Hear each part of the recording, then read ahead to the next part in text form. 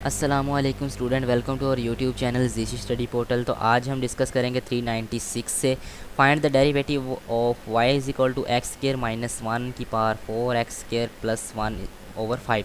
तो यार simple question, मैंने ऊपर एक क्वेश्चन सॉल्व किया है बिल्कुल सेम उसी तरह से ये भी एक क्वेश्चन है। ठीक है, ये इस असाइनमेंट का जो पहला क्वेश्चन है ना, आप इसकी प्रीवियस वीडियो में वो भी बिल्कुल सेम इसी तरह से है। आप कैलकुलेटर पे कर सकते हो। कैलकुलेटर पे ये वैल्यूज़ लिखने के बाद एक्स में कोई भी वेरिएबल में कोई भी एक वैल्यू पुट कर लेना, 1 2 3 को आपकी मर्ज़ी है, जो भी पुट करेंगे जो आंसर आएगा ना इस वैल्यू से, आपने उसी वैल्यूज़ को इन ऑप्शंस में पुट करके देख लेना है। तो ऑप्शन 1 में जब आप वही वैल्यू पुट करेंगे एक्स की जगह तो आपका आंसर मैच कर जाएगा। तो ये आपका ठीक जवाब होगा। Find the derivative of log x over under root x. तो ये देख लेते हैं जी कैसे करना है। 397 ये देखें जी, log x over under root x. अब ये क्वोशंट रूल है, ठीक है। आपने इसका पहले log लेना है, इसको वैसे ही सेम लिख लेना है। फिर आपने सेकंड का डेरिवेटिव लेना है और फर्स्ट वाले को रिमेन सेम लिख लेना है, ठीक है। ये देखें जैसे इन्होंने लिखा हुआ है। तो फिर नीचे वाले का प्रोडक्ट, जब प्रोडक्ट बनाएंगे तो स्केयर बनेगा, स्केयर से ये वाला आपका अंडर रूट कैंसिल हो जाएगा, नीचे सिंपल x रह जाएगा। अब इसकी फर्दर कैलकुलेशन कर लीजिएगा, बिल्कुल ईजी है, फिर आपका ये आंसर यहाँ पे आ जाएगा। ठीक है जी, नेक्स्ट हमारा क्वेश्चन है 398 है f x equal to x की 3 over 3 minus 2 x square over 2 minus 6 x plus 5। Find maxima and minima. ये मैक्सिमा और मिनिमा वाले क्वेश्चन बहुत ज़्यादा अहम होते हैं, ठीक है। अब ये देखें जी, इसका इन्होंने डेरिवेटिव लिया है, ये फर्स्ट डेरिवेटिव बनाया है, फिर इन्होंने इसका मज़ीद डेरिवेटिव लेके इसको ये बना दिया, इसको ज़ीरो के इक्वल रख लेना है। मेरी बात सुने, मैक्सिमम मिनिमम निकालने का क्या तरीका है, पहले आपने फर्स्ट डेरिवेटिव लेना है, फिर उसका सेकंड डेरिवेटिव लेना है, फिर सेकंड डेरिवेटिव को जीरो के इक्वल रख देना है, जैसे ये इन्होंने जीरो के इक्वल रखा है, ठीक है। फिर आपने इसको सोल्व फॉर एक्स, यानी अपने कैलकुलेटर में साइमल्टेनियस इक्वेशन जैसे निकालते हैं या जोड़े बना के इसको एक्स की वैल्यूज़ निकाल लेनी है। तो एक्स की वैल्यूज़ क्या है, ये जी 3.65 एंड माइनस 1.65, ठीक है। फिर आपने जब इसका सेकंड डेरिवेटिव लेना है ना, इस वैल्यू वाली उसका, इस वाली वैल्यू का सेकंड डेरिवेटिव लेंगे तो ये आ जाएगा। फिर putting the values of x in second derivative. अब ये जो दोनों एक्स की वैल्यूज़ आई हैं आपके पास, उसको इसमें पुट कर दें, ठीक है। जैसे ही आप पुट करेंगे तो आपका मैक्सिमा ये बन जाएगा, मिनिमा ये बन जाएगा। नेक्स्ट है जी, फाइंड मैक्सिमा और मिनिमा और point of inflection from the following equation. Point of inflection क्या होता है, सेम प्रोसीजर है, फर्स्ट डेरिवेटिव लें, सेकंड डेरिवेटिव लेकर उसको जीरो को इक्वल रख लें, ठीक है। फिर उसके गिर्द पॉइंट कुछ लें, 0.5 जिस तरह पॉइंट ले लेंगे, उसको जो वैल्यूज़ एक्स की वैल्यू आएगी फिर उसको ओरिजिनल वैल्यू में पुट कर देंगे तो आपका पॉइंट ऑफ इन्फ्लेक्शन आ जाएगा। और अगर आपने मैक्सिमम मिनिमम फाइंड करना है तो सेकंड डेरिवेटिव में एक्स की वैल्यू पुट करनी है, और जब पॉइंट ऑफ इन्फ्लेक्शन निकालना है तो उसको जो आपकी ओरिजिनल वैल्यू होगी जो आपको क्वेश्चन दिया गया है उसमें पुट करना है, जिस तरह इसमें।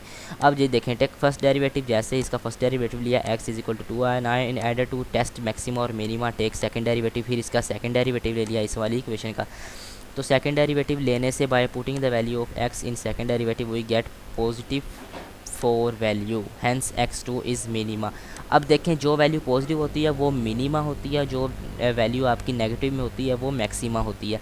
नेक्स्ट है जी, फाइंड डी वाई और D x of the following. ये अब सिंपल आप कैलकुलेटर में कर सकते हो, इस तरह के क्वेश्चन मैं प्रीवियस उसमें भी करके दिखा चुका हूँ। ये इसका सामने सोल्यूशन आपको दिया गया है, सिंपल सी कैलकुलेशन है, क्वेश्चन टूल वाला फार्मूला लगा है। आपने simple first derivative second main same, second derivative first main same over product का स्केयर लिख लेंगे तो आपके पास इसका आंसर बन जाएगा। जैसे इन्होंने यहाँ पे भी देखें ये स्केयर लिया हुआ है, ठीक है ना। नेक्स्ट है जी 401। 401 भी 400 जैसा है, इसको भी आप खुद कर लीजिएगा। Find the derivative of y is equal to x की पावर एल एन एक्स। अब 402 देख लेते हैं। 402 हमारे सामने है, ये वह देखें जी, y is equal to l n की पावर एक्स, एक्स की पावर एल एन एक्स। तो टेकिंग लॉग, अब इसके दोनों वैल्यूज़ के इधर भी, दोनों साइड पे इधर भी लॉग ले लें, इधर भी लॉग ले लें, ये लॉग वाई हो जाएगा और ये नेचुरल लॉग एक्स जो है इधर आके मल्टीप्लाई होगा एक्स के साथ और एक्स के साथ लॉग आ जाएगा। अब जी टेकिंग डेरिवेटिव, अब इनके डेरिवेटिव लेने हैं तो लॉग वाई का डेरिवेटिव ये 1 ओवर वाई हो जाएगा, 1 ओवर वाई ये देखें, और इसका डेरिवेटिव लॉग एक्स का डेरिवेटिव क्या होता है, मैंने आपको बताया हमेशा 1 ओवर एक्स होता है जहाँ पे भी लॉग लगा हो। अब ये जो वाई यहाँ पे डिवाइड हो रहा है इधर आके मल्टीप्लाई हो गया, ठीक है। ये वाला x इसके नीचे डिवाइड में आ गया, डिवाइडेशन रूल में मल्टीप्लाई बाय y ये वाला आ गया इसके पास। उसके बाद ये ही आपका सिंपल, अब यहाँ पे वैल्यूज़ ये y है ना, अब y किसके इक्वल था, ऊपर आप देखेंगे जाके तो y आपका क्वेश्चन क्या था, y is equal to x bar l n x, तो यहाँ y की वैल्यू पुट कर देंगे x bar l n x, तो ये सिंपल इसका आंसर है। नेक्स्ट हमारा क्वेश्चन है जी 403, y is equal to x bar x taking log. अब ये भी बिल्कुल सेम ऑफ अबव क्वेश्चन है, वैसे ही लॉग ले लेना है दोनों के इर्द गिर्द, फिर y इधर जाके मल्टीप्लाई कर देना है। जैसे यहाँ पे अब ये y है, तो क्वेश्चन में क्या y इज इक्वल था एक्स की पावर एक्स, तो यहाँ पे एक्स की पावर एक्स आ जाएगा।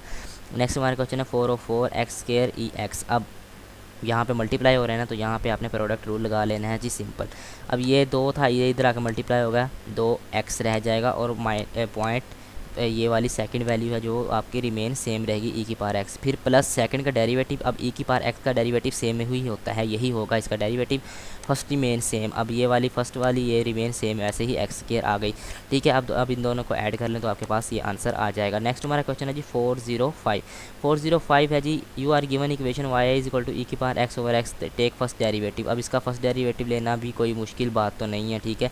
ये क्वेश्चन रिपीट हुआ है, आप खुद कर लीजिएगा। ये देखें, इसका सोल्यूशन भी यहाँ पे दिया हुआ है, क्वेश्चन रूल लगा के first derivative second remain same, second का डेरिवेटिव फर्स्ट रिमेन सेम। इसी तरह से जिस तरह अब ये फर्स्ट आपने डेरिवेटिव लगाना है, अब वो कहता है इसी का सेकंड डेरिवेटिव निकाल लो, तो आपके पास जो वैल्यू आ जाए, आंसर आया है ना ये वाला, उसका आपने सेकंड डेरिवेटिव निकाल के दे देना है, वो आपके पास ये है, ठीक है। तो ये सिंपल क्वेश्चन है। नेक्स्ट है जी, if x is equal to 2x square plus 9x square plus 20x plus 50 find out the point of inflection. Point of inflection का लेने का मैंने तरीका बताया है आपको। आपने सबसे पहले फर्स्ट डेरिवेटिव लेना है, फिर सेकंड डेरिवेटिव लेना है, फिर उसको इक्वल 0 के रख लेंगे, ठीक है। 0 को इक्वल रखने से आपके पास x की वैल्यूज़ आ जाएंगी। x की वैल्यूज़ आई है जी 1.5। अब let us take 2 points around x is equal to 1 and x is equal to 2 each side. देखें ईच साइड कुछ भी ले लें आप, 0.5 ले लें, 1 ले लें या 2 ले लें। अब जैसे अगर आप 1 लेते हैं यानी x को 1 रखते हैं, तो फिर सेकंड डेरिवेटिव ये आपके पास जो वैल्यूज़ है ना, जो आपके ये इसमें आपने ऐड कर लेना, सिंपल 1 लिख लें पहले। 1 लिखने से आपके पास 32 आएगा, फिर जब आप 2 पुट करेंगे सेम वैल्यू में तो आपके पास फिर 32 आएगा। तो ये दोनों पॉजिटिव स्लोप हैं। अब जब slope of the tangent does not change, sign दोनों के साइन चेंज नहीं हो रहे, तो इसी तरह से आपका क्रिटिकल पॉइंट जो है वो 1.5 बनता है, तो इसलिए ये आपका पॉइंट ऑफ इन्फ्लेक्शन है।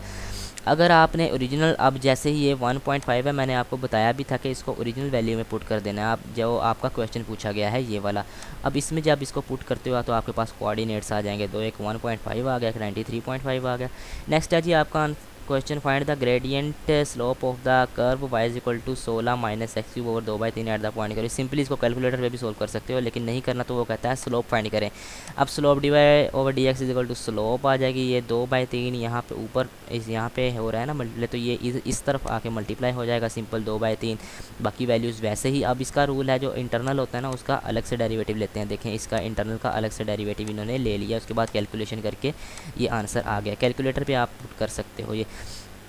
नेक्स्ट है जी हमारा चैप्टर नंबर दरमियान में ही 9 स्टार्ट हो गया। Demand function of a transportation company is x is equal to q is equal to 1800 minus 30 p। If fare is 30 per person then the total revenue कितना होगा। अब रिवेन्यू, टोटल रिवेन्यू यानी TR is equal to PQ होता है, यानी price multiply by quantity. अब revenue निकालना है। रिवेन्यू क्या है हमारे पास, वो इन्होंने ये दिया हुआ है जी, प्राइस हमें दी है ना, ये देखें, ठीक है, ये Q दिया हुआ है, ठीक है। आपने सिंपली वैल्यूज़ पुट कर लेनी है, Q की वैल्यूज़ पुट करेंगे तो ये p² बन जाएगा। ये देखें यहाँ पे p² हो गया। अब P की वैल्यू है 30, सिंपली जहाँ जहाँ पे P है वहाँ पे 30 पुट कर देंगे तो आपके पास आपका रिवेन्यू आ जाएगा। नेक्स्ट है गिव डिमांड फंक्शन, बिल्कुल सिंपल ऊपर वाले के क्वेश्चन की तरह, Q इज इक्वल टू, लेकिन उसमें पूरी वैल्यूज़ दी थी, अब इसने ये वाली वैल्यूज़ यहाँ पे पुट कर लिया है, लेकिन वैल्यूज़ चेंजिंग है। वो कहता है मार्जिनल रिवेन्यू। अब मार्जिनल रिवेन्यू किस तरह निकालते हैं जी, revenue simple 5p is equal to, ये 5p इधर आके प्लस हो जाएगा, और ये जो Q इधर प्लस हो रहा है ये 1500 से आके माइनस हो जाएगा। ये देखें यहाँ पे दिखाया गया है।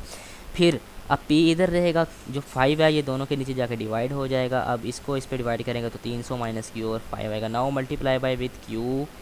अब इसको अगर रिवेन्यू आपको चाहिए मार्जिनल रिवेन्यू, तो ये तो आपके पास प्राइस आई है ना P, अब इसको Q से मल्टीप्लाई कर दो, क्योंकि रिवेन्यू PQ होता है, P multiply by Q total revenue. अब इसको Q से मल्टीप्लाई करोगे तो ये Q² बन जाएगा आपके पास। अब इसका टेक फर्स्ट डेरिवेटिव ले लो, जो अब जैसे डेरिवेटिव आप लेंगे तो आपके पास ये आएगा, तो ये आपका मार्जिनल रिवेन्यू फंक्शन है।